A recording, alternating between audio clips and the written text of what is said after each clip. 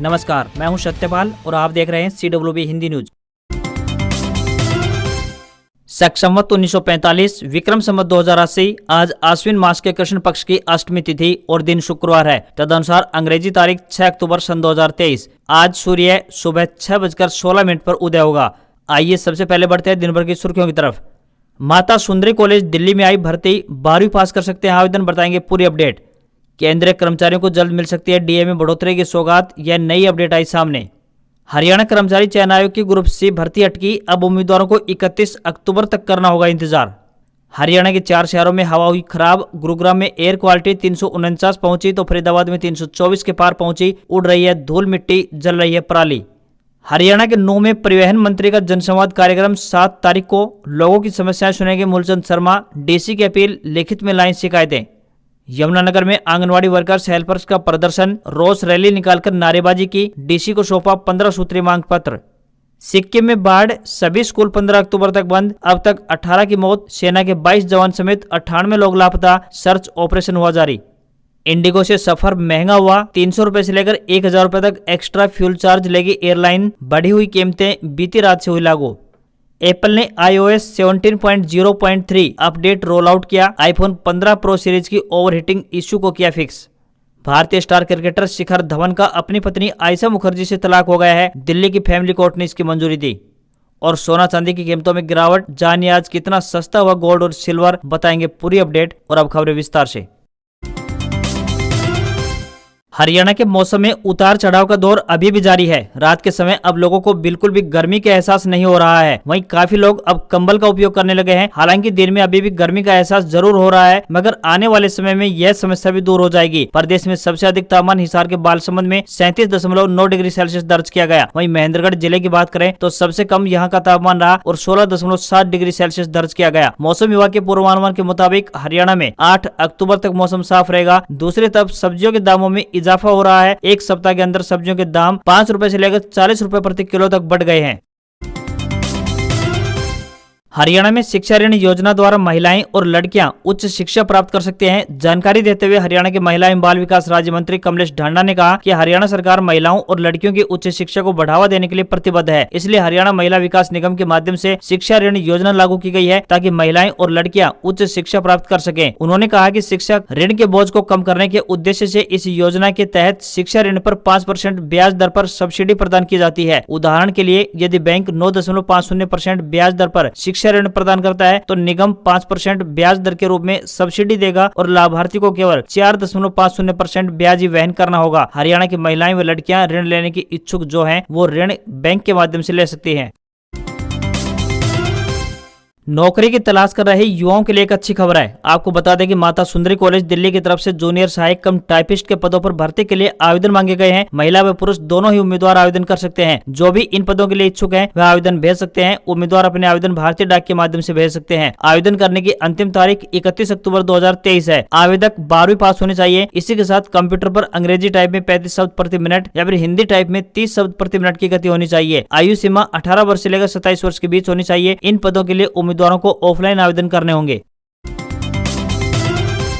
हरियाणा कांग्रेस के जिला अध्यक्षों की सूची को लेकर अभी भी असमंजस की स्थिति बनी हुई है। दरअसल प्रदेश के 5 जिले ऐसे हैं जिन पर पार्टी प्रभारी दीपक बाबरिया एक राय नहीं बना पाए हैं। इन जिलों में केंद्रीय पर्यवेक्षकों के साथ ही राज्य समन्वयकों की ओर से 3 से 5 नाम दिए गए हैं। दूसरी तरफ सभी जिलों की सूची एक साथ जारी होनी है, इसलिए पार्टी आलाकमान अब इन जिलों के वरिष्ठ नेताओं की संयुक्त बैठक बुलाने पर विचार विमर्श कर रहे हैं। दीपक बाबरिया भी लिस्ट फाइनल को लेकर दिल्ली में हरियाणा के नेताओं से मुलाकात करने में जुटे हुए हैं। हरियाणा में पार्टी प्रभारी दीपक बाबरिया 10 अक्टूबर तक जिला अध्यक्षों की सूची हाईकमान को सौंपेंगे। दूसरी ओर पूर्व सीएम भूपेंद्र सिंह हुड्डा और हरियाणा कांग्रेस प्रदेश अध्यक्ष उदय भान के खेमे का दावा है कि कुछ नेता संगठन की सूची जारी नहीं होने दे रहे हैं। त्योहारी सीजन के अवसर पर केंद्र की मोदी सरकार ने बुधवार के दिन उज्ज्वला योजना के करोड़ों लाभार्थियों को बड़ी सौगात दी थी। अब उन्हें एलपीजी सिलेंडर पर 100 रुपए की और अतिरिक्त सब्सिडी भी मिलेगी। अब मोदी सरकार केंद्रीय कर्मचारियों के महंगाई भत्ते यानी कि डीए में भी बढ़ोतरी की घोषणा कर सकती है। जल्द ही सरकार साल 2023 की दूसरी छमाही के लिए डीए का ऐलान करने वाली है। मीडिया से मिली जानकारी के अनुसार माने तो मोदी सरकार नवरात्रि के दौरान केंद्रीय मंत्रिमंडल की बैठक में डीए बढ़ोतरी की सौगात दे सकती है। दरअसल हर साल का पैटर्न भी रहा है कि सरकार नवरात्रि के दौरान ही मीटिंग बुलाकर डीए में बढ़ोतरी को मंजूरी प्रदान करती है। इस लिहाज से देखें तो 15 अक्टूबर के बाद केंद्रीय कर्मचारियों को कभी भी डीए में बढ़ोतरी का ऐलान हो सकता है। वैसे भी देश के 5 राज्यों में विधानसभा चुनाव का बिगुल किसी भी समय बच सकता है और किसी भी समय शेड्यूल जारी हो सकता है। ऐसे में आचार संहिता लागू होने के बाद सरकार के लिए यह फैसला लेना किसी भी चुनौती से कम नहीं होगा। हरियाणा सरकार की तरफ से ग्रुप सी और ग्रुप डी के पदों पर सीईटी के जरिए भर्ती की जानी है। हरियाणा कर्मचारी चयन आयोग यानी HSSC की तरफ से ग्रुप सी के सीईटी परीक्षा के बाद ग्रुप नंबर 56 और ग्रुप नंबर 57 के दूसरे चरण की परीक्षा भी ली गई थी, मगर यह मामला अब अदालत में जा चुका है। जैसा कि आप सभी जानते हैं कि ग्रुप नंबर 56 की परीक्षा में 41 सवाल रिपीट हो गए थे, जिसकी वजह से मामला विवादों में है। ग्रुप सी की तैयारी करने वाले सभी उम्मीदवारों को अब अगली परीक्षाओं का इंतजार भी है, मगर मामला सुलझता हुआ नजर नहीं आ रहा है। गत 3 अक्टूबर को पंजाब एंड हरियाणा हाईकोर्ट में इस मामले की सुनवाई हुई थी, लेकिन कोर्ट की तरफ से अब अगली तारीख दे दी गई है। अगली तारीख 31 अक्टूबर 2023 निर्धारित की गई है। अभी भी 61 ग्रुपों की परीक्षा होनी है। सभी उम्मीदवार इस परीक्षा के इंतजार में भी हैं, लेकिन परीक्षा का आयोजन होना संभावित नजर नहीं आ रहा है। सतलुज यमुना लिंक यानी SYL नहर के निर्माण के मुद्दे पर हरियाणा की बीजेपी सरकार की ओर से सुप्रीम कोर्ट में लगातार की जा रही मजबूत पैरवी का ही नतीजा है कि अब हरियाणा को उसके हिस्से का पानी मिलने की उम्मीद बढ़ गई है। मुख्यमंत्री मनोहर लाल खट्टर के नेतृत्व वाली सरकार ने लगातार सुप्रीम कोर्ट में SYL के पानी की पुरजोर वकालत की। मुख्यमंत्री मनोहर लाल खट्टर ने स्वयं केंद्रीय जल संसाधन मंत्री के साथ उच्च स्तरीय बैठकों और केंद्रीय गृह मंत्री के साथ उत्तरी क्षेत्रीय परिषद की बैठकों में पंजाब के हरियाणा को पानी न देने के रुख को प्रभावी ढंग से उठाया। हरियाणा ने बार बार कहा कि वह पंजाब से कोई मदद नहीं बल्कि अपने हिस्से का पानी मांग रहा है। सुप्रीम कोर्ट द्वारा केंद्र सरकार को हस्तक्षेप करने के लिए भी कहने के बाद अब हरियाणा को अपने हिस्से का पानी मिलने की उम्मीद बढ़ गई है।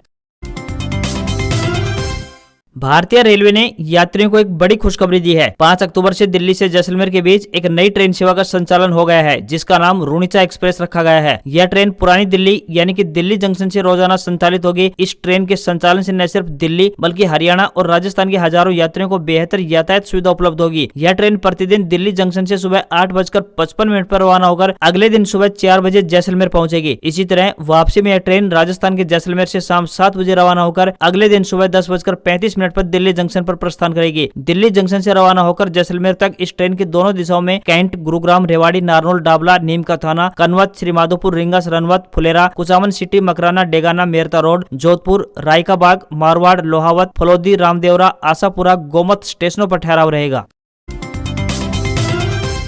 हरियाणा 10वीं 12वीं की ओपन परीक्षा 2023 में शामिल होने वाले छात्रों के लिए एक अच्छी खबर है। ऐसा इसलिए क्योंकि Haryana board of school education यानी HBSC द्वारा 10वीं 12वीं ओपन परीक्षा 2023 की तारीखें जारी कर दी गई है। जारी शेड्यूल के मुताबिक कक्षा 10-12 के लिए परीक्षा अक्टूबर 2023 में आयोजित की जाएगी। CTP, reappear, compartment, additional, improvement परीक्षाओं की डेटशीट जारी कर दी गई है। छात्र लंबे समय से डेटशीट का इंतजार भी कर रहे थे। डेटशीट आने के बाद छात्रों ने अब राहत की सांस ली है। आपकी जानकारी के लिए बता दें कि कक्षा 10वीं की परीक्षा 20 अक्टूबर को गणित से प्रारंभ होगी और 31 अक्टूबर को भाषा के पेपर और कुछ अन्य पेपर के साथ समाप्त होगी। वहीं परीक्षा एक पाली में दोपहर 2 बजे से लेकर शाम 5 बजे तक आयोजित की जाएगी। साथ ही सीनियर सेकेंडरी ओपन परीक्षा की शुरुआत की बात करें तो ये 20 अक्टूबर को भूगोल के पेपर के साथ प्रारंभ होगी और 8 नवंबर को समापन होगा। परीक्षाओं का समय इसका भी सभी दिन 2 बजे से शाम 5 बजे तक का रहेगा।